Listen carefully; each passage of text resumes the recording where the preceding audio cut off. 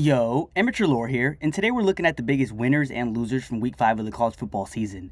Man, I need to say this really quick. Week 5 of 2025 might have been one of the best Saturdays ever. I swear, I'm not pump faking. There were so many games that required overtime. The drama was there, plenty of upsets. College football fans were eating for sure this past weekend. Comment down below if Week 5 of 2025 was one of the best Saturdays in a long time. I want to know what you think. Anyway, leave a like and a sub if you rocks D's the Beck with the content. Now let's jump into the biggest winners and losers from Week 5. First winner we're talking about today has to be the Virginia Cavaliers, who hosted the 8th ranked Florida State Seminoles and took them down in double overtime 46-38. Man, where do we start with this Cavs football team and their humongous upset?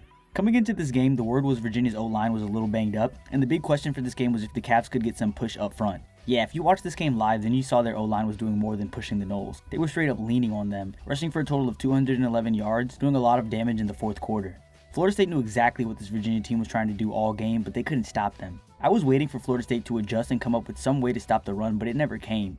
There was a point in this game where Virginia would jump out to a couple score lead, but that lead never felt safe. This Nole squad was the number 1 ranked offense coming into this game, and as quick as they would go down, they would claw back. One of the most impressive things Virginia did in this game was stay calm and never panic. There were many moments during this match where the momentum would swing from the Cavs back to the Noles, like near the end of the fourth quarter when Florida State would score on a 4th and goal from the 11-yard line to send this game into overtime. But Virginia would always weather the storm, handling the Noles in extras to give them their first loss of the season.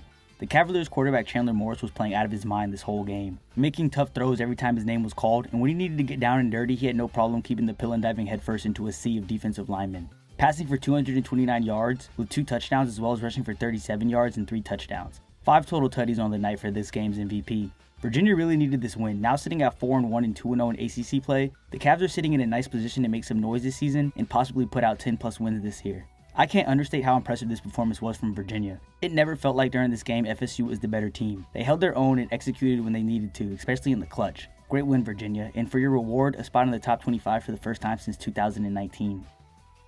Staying with the theme of games from the weekday, the next biggest winner from week 6 of the college football season is the Arizona State Sun Devils, who took down 24th ranked TCU 27-24.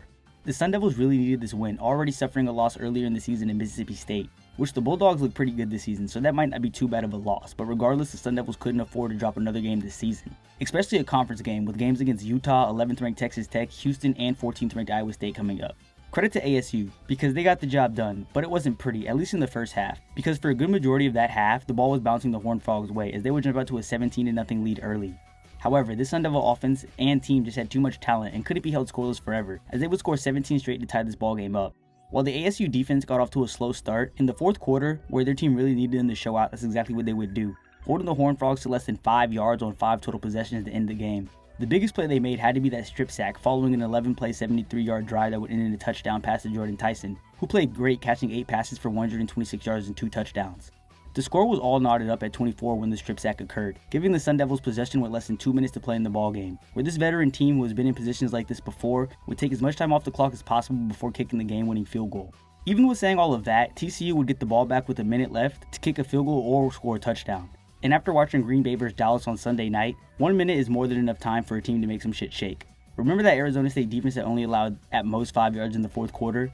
Well, they would seal the deal, picking off Josh Hoover to secure the win, bringing their record on the season to 4-1, as well as putting them back in the top 25, sitting at the 25th spot exactly. This big win was really needed. Hopefully the Sun Devils can feed off that and get things rolling, with the tough stretch of Big 12 play right around the corner. Swagging over to the biggest game from this past weekend, Oregon vs Penn State, we have to show the Ducks some love because they went into one of the toughest places to win a football game and got the job done in double overtime 30-24, and looked by far and away like the better football team while doing it.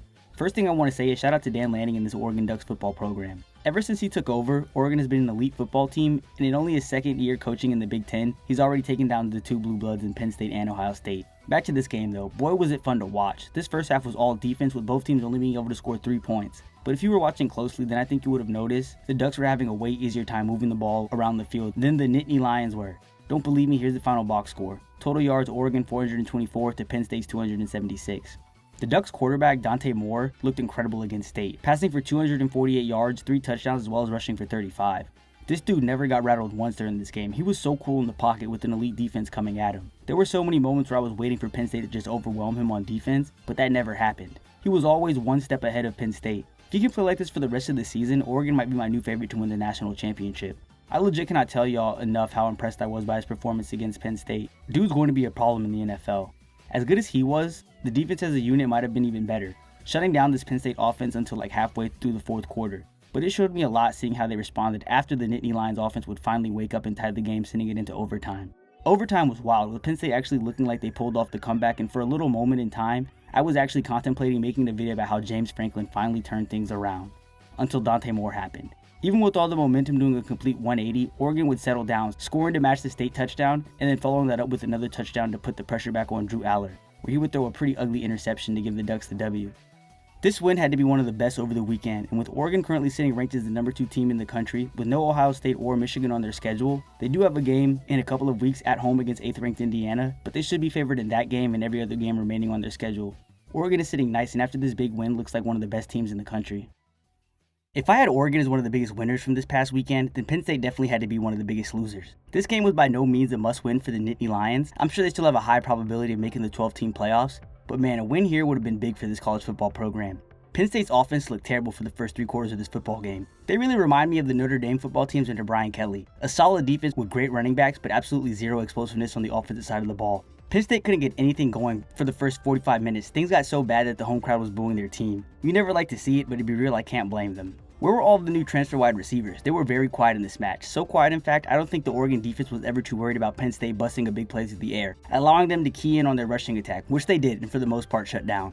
If there was any positive to take away from this loss, it had to be that their offense looked outstanding in the final 15. They really were able to move the ball, they were taking shots and finally making things happen. If their offense can play like that for 4 quarters, this team can be a real problem. But they're going to need consistency from this offense and their quarterback Drew Aller. Because when he is on, he's one of the best quarterbacks in the Big Ten. But when he's not, this Penn State football team looks how they did in this game for the first 3 quarters. It's kind of nutty how bad they played for the majority of this game, and yet they still had a chance to win the game in overtime. Having Oregon in a must-convert 4th and 1, of course Oregon would convert because their quarterback is as cool as a cucumber, but still the fact that they got back into this game and actually had a chance to steal the victory is something they can hang their hats on. Alright, to address the 4-21 elephant in the room, James Franklin. Man, I love him as a coach and I think he's pretty solid, but that record against top 10 football teams is just too ugly to ignore. Something's got to change. This program is always so close to reaching the promised land every year. All they're missing is big-time wins. They're always in these big games, but they can never get the job done. Coach Franklin might find himself on the hot seat if he can't start winning some games against top 10 opponents. Penn State has 2 games versus top 10 opponents coming up versus the 1st-ranked Ohio State Buckeyes and 8th-ranked Indiana. The Nittany Lions and Coach Franklin are going to have to win at least one of these games. And I don't think the fan base will be happy with just beating Indiana. That game versus Ohio State might be a must-win. Believe it or not, I really didn't want Florida State to lose on Friday. Even as a diehard Florida Gator football fan, there was a tiny part inside of me, the YouTuber in me, that wanted the Seminoles to catch the W versus Virginia. Why? Well, because if they would have won, Florida State, Indiana, and Louisville would have all been undefeated headed into week 6. All schools that Lee Corso has major ties to. Point is, I was going to put out a year of Lee Corso video or something along those lines. I'm pretty positive all 3 of those schools have never all been 4-0 or better at the same time, but I guess that video won't be coming out anymore, thanks to the Seminoles.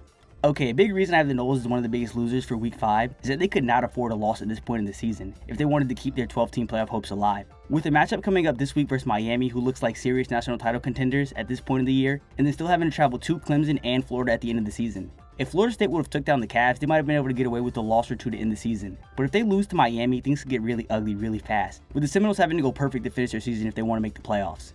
Their defense, which has been pretty solid to start the year, just got gashed in the running game. Virginia went off rushing for a total of 211 yards. The Cavs kept things simple all game long. Florida State just couldn't stop their rushing attack, which is a little worrisome having a game versus Miami this week, a team who loves to run the football and has a highly talented O-line. That game is going to be a tough one for Florida State to pull out, but they do get the Canes at home. And while their defense wasn't too impressive on Friday, their offense certainly was, minus the 3 turnovers. Their offense is legit and can score with just about anybody. I'm not worried about them scoring points, I'm just a little hesitant on saying that they'll be able to stop this Miami Hurricane offense and running game. But if I learned anything from watching football over the years, it's that the team you saw last week is never going to be the same the following week. So anything can happen. All in all, I have FSU as one of the biggest losers from this week because they lost the game they should have won. And now the pressure is really on and Tally to take down Miami because a loss increases your chances of not making the college football playoffs greatly. Staying on the topic of biggest losers from this past weekend, USC lost to 23rd ranked Illinois 32-34.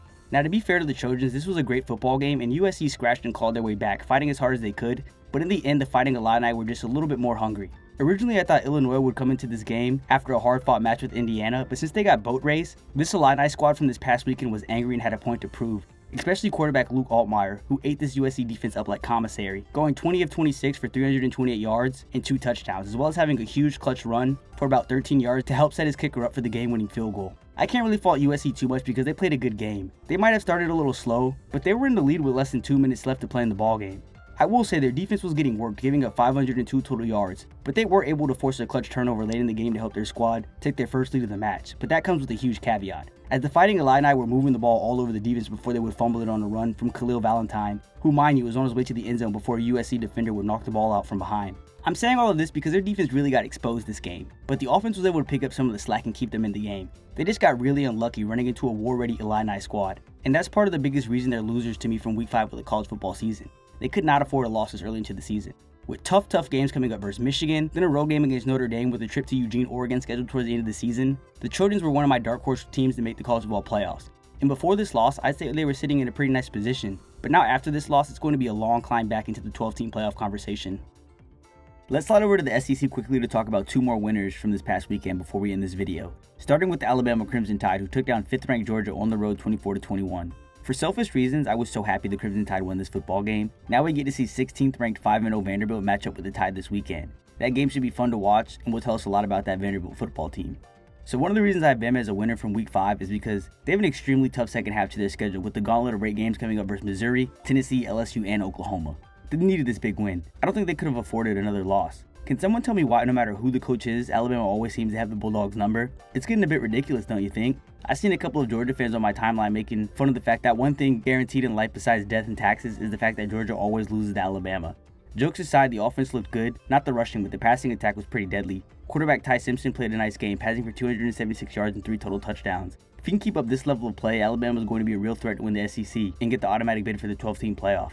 Before I move on to the other winner from this weekend, Ole Miss, I have to say, the Bama defense looked good against Georgia and kept them out of the end zone for most of the second half, which was necessary considering the Tide didn't score any points in the second half. Good win, Bama. As for Ole Miss, they are my other biggest winners from this past weekend, taking down the 4th ranked LSU Tigers 24-19. Well, besides Whit Weeks, of course. This win for the Rebels was ginormous, catapulting their rankings all the way from the 13th spot to the 4th. Ole Miss looked great in this ball game. The offense was moving the ball against one of the best defenses in the country, totaling 480 yards, while the defense gave LSU all they could handle. The Tigers would only total 254 yards, rushing for a measly 57. I think it's time to move Lane Kiffin up in the coaching tiers. His consistency at Ole Miss needs to be studied. He has had this program competing for playoff spots for the last 4+ seasons, and it seems like to me, at least, he is one of the best coaches when it comes to quarterback development. Ole Miss has been rolling out solid quarterbacks ever since he took over in Oxford. Why couldn't he have gone to Florida? Everybody hit on their coaching hire except for us. The Rebels might have been the biggest winners from week 5 besides the Oregon Ducks. Their game versus LSU was one of their more harder matchups on their schedule. Ole Miss only has 2 ranked games left, both on the road against Georgia and Oklahoma. Every other game on their schedule, I'm going to just assume they're favored in. I don't see the Citadel, Mississippi State, or even Florida really being able to take the squad down. If they can split those games against Georgia and Oklahoma, then I think this year will be the season Lane Kiffin and Ole Miss finally makes it over the hump and makes the 12-team playoffs. Great win for the now 4th ranked Ole Miss Rebels.